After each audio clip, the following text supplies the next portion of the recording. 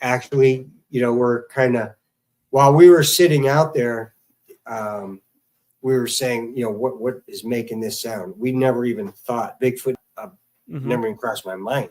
I really didn't. It just didn't. I thought it was maybe a couple of bears and a mountain lion going off. It was just a weird cacophony of noise. It was a lot of roaring that I've never heard before.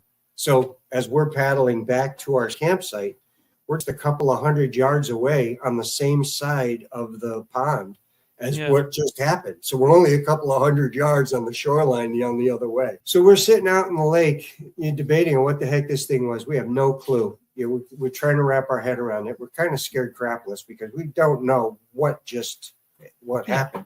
We backed out because the vibrations in our bodies felt like every tone that the thing was yelling, whether it was loud or low or high, you could feel like a tone value in the vibrations in your body.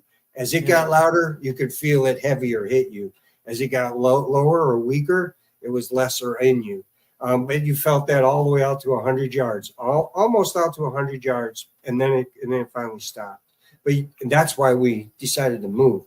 Mm-hmm. And then as we were deciding to move, things were being thrown into the water. That was the other part of that. The yelling, the screaming, and the stuff that was coming into the water.